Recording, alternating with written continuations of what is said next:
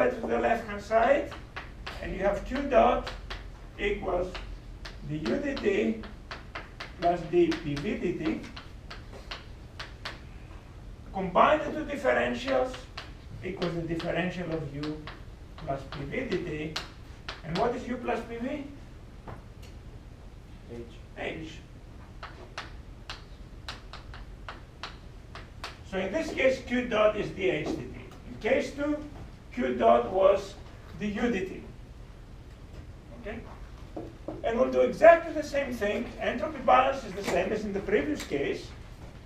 So ds dt is q dot over d plus s dot gen multiply by t and replace q dot by dh dt.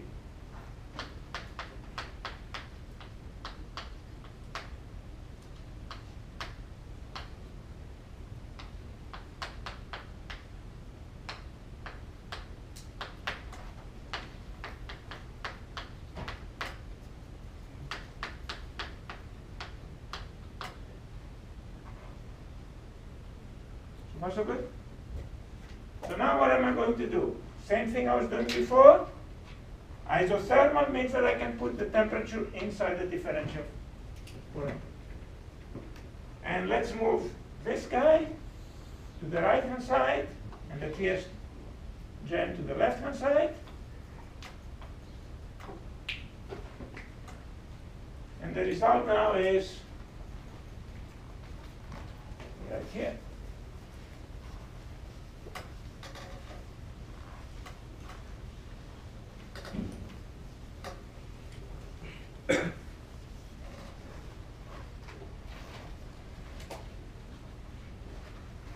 So we have minus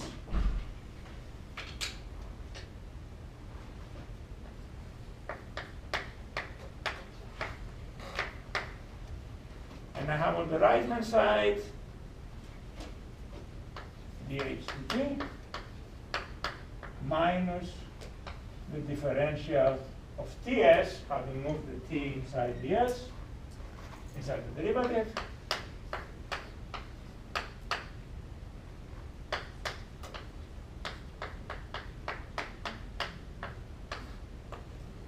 What's H minus Ts? G.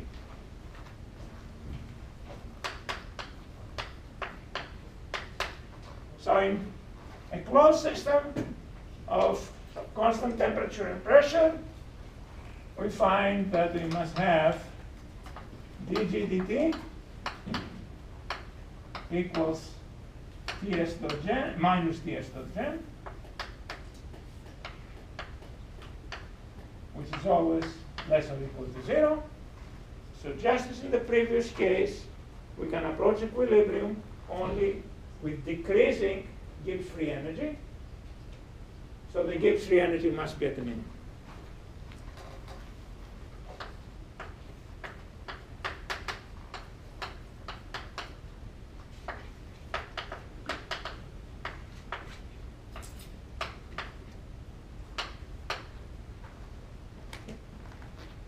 Okay.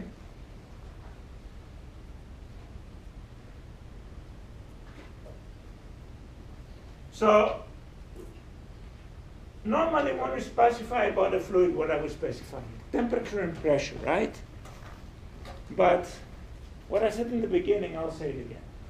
If you have a fluid element moving with a bulk fluid, that's a closed system.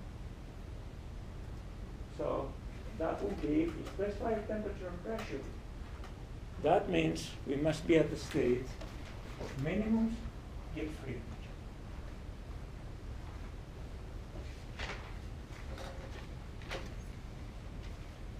So now, let's fix temperature and pressure and say we have a possibility of two phases for this. Since G must be a minimum, if G of one phase was lower than the G of the other phase, we could all go to the phase in which we have the minimum G. The only possibility for equilibrium is if both J's are at the same. Okay? So from that, we conclude that in a two-phase equilibrium, I must have G the same in both phases. Okay, important conclusion. Let me write that down.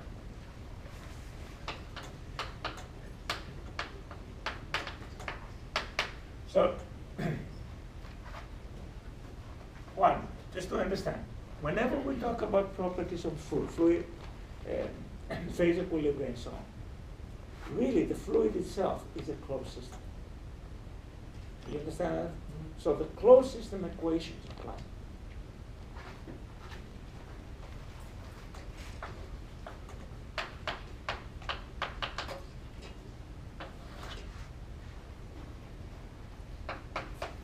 If two phases are possible,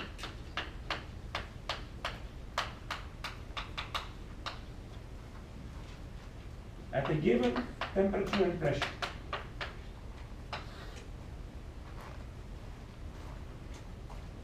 since both must be at the minimum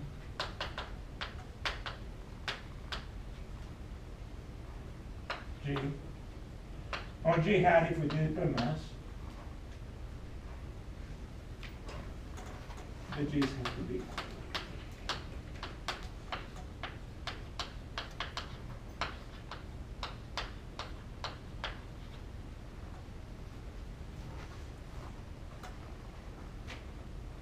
Can anyone tell me any well-known substance that we know it coexists in two phases at a certain temperature and pressure? Let's say vapor in a liquid phase, we have equilibrium. Say, go ahead. Water? What would be a condition you know that we have vapor-liquid equilibrium for pure water? Atmosphere over body of water. Okay. Boiling point, right? At the boiling point, we have coexistence of vapor and liquid phase. So that says that G of water, yes. So would raining be an example of that? Hmm? So would raining be an example of that? Raining is a little bit more complicated than just that. But it's affected by a lot of different factors. So we should have G of water at boiling be equal to G of water, liquid water, be equal to G of vapor water. Do we know any place where we can easily calculate G's of vapor and liquid water, or vapor and liquid water? Steam tables. Very good. And your text has steam tables of water. It's per mass, but we can do it per mass. So let's check water at 100 degrees C, 1 atmosphere. So G hat water should equal, okay, let's say G hat liquid should equal G hat vapor for water, yeah, with a question mark, at 100 degrees C, 1. So if we look at text page 917,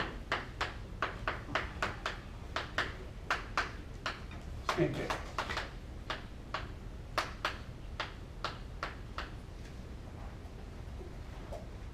We'll find that on the liquid side, the steam tables have what?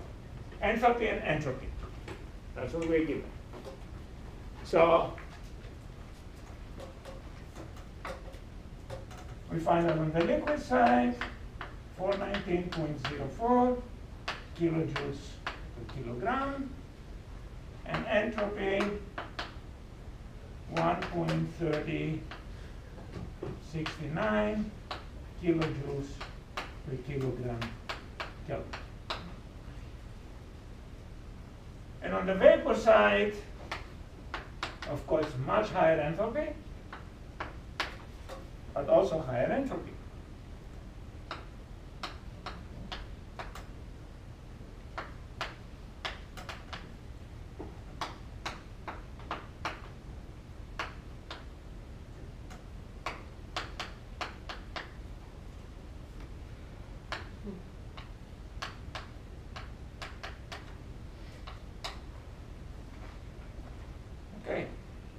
What is G?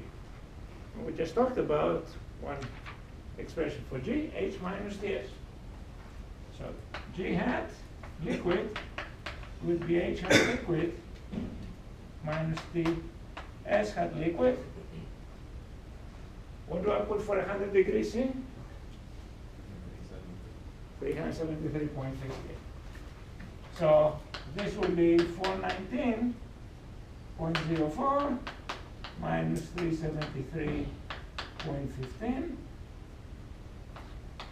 times 1.3069, and the net result is minus 68.6 kilojoules per kilogram.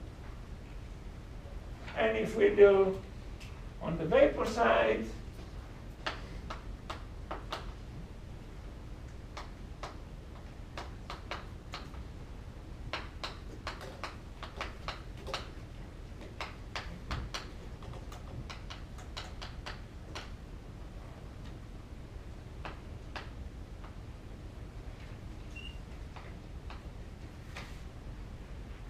so that turns out to be minus 68.4.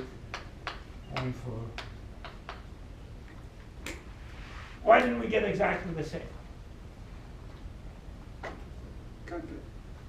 Those values are not infinitely accurate, right? And we take the difference between two large numbers. So the last digit is what we are losing. Okay. So indeed, you can see that we have the same picture.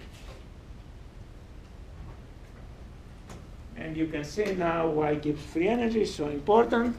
You can see why when we have open systems, kind of, why is GDN and not something else, DN for all balances is plus GDN. And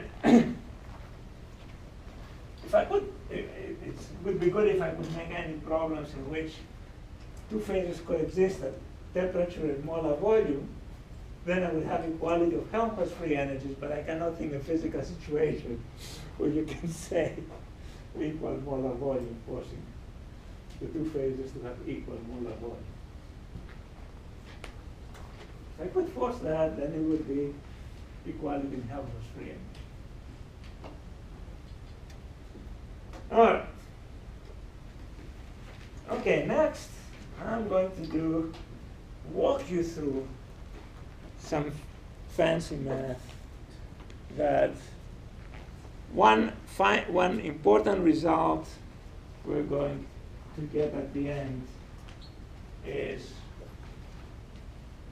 remember we have the cubic equations of state, and I said that at a given temperature, and pressure, if we're below the critical, we can have three steady states. And one will be high molar volume. This is molar volume, this is pressure at a given temperature. This is the high molar volume, which is what the vapor phase. This is the low molar volume, which is the liquid phase. And this is something that never happens. Why is this never happening? Because that's an unstable condition. That's a condition that can never happen in nature. And that's one of the things we're going to obtain next. So we'll start with the thought experiment. Remember, if I have a system that is adiabatic, constant volume, closed, entropy has to be at the maximum. So let's do a thought experiment in which our total system is going to be adiabatic, constant volume, and closed. And let's have our total system consisting of two subsystems. So I have a total system, and the total system will be closed, perfect insulation, adiabatic, and closed, no mass transfer from the environment to the total system. So total system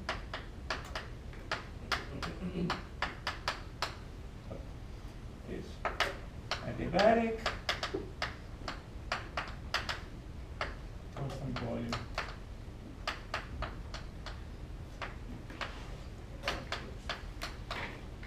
So that means entropy must be the maximum equilibrium.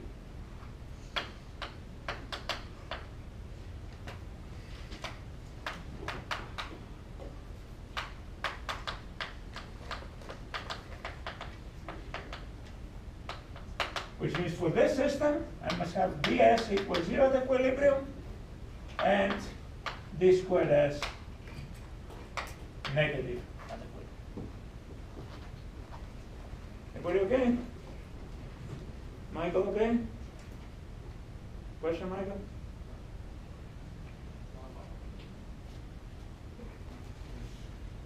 All right. Robert next to Michael, are we okay? Let's see how well I do. I'm not sure if I'll say Hassan if I say the right name. No, behind. Okay, sorry. Okay. So let's consider now that we have subdivided this total system into two subsystems with a wall that can have different characteristics. So I have here subsystem 1 and subsystem 2, and the wall can have the following cases.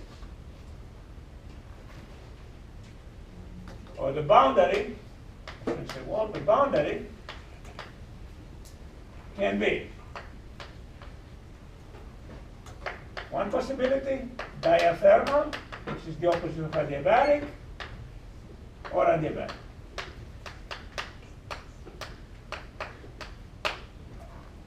Second possibility, movable or rigid.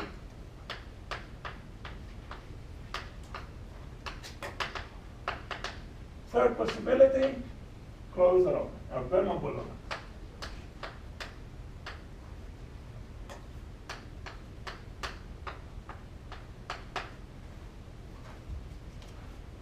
So if it's diathermal, there is Q dot exchange between the two subsystems. Possibility of Q dot exchange. If it's movable, the volumes of the two subsystems could be changed. And permeable, the number of moles of the two systems, of the two subsystems could be changed. Okay.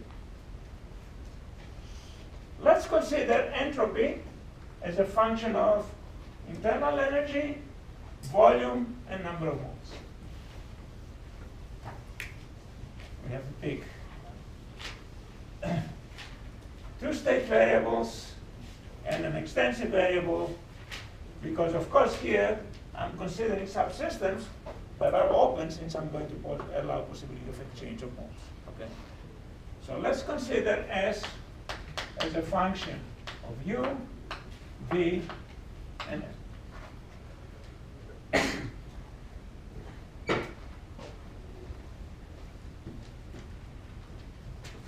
And I'll consider that for the total system is S.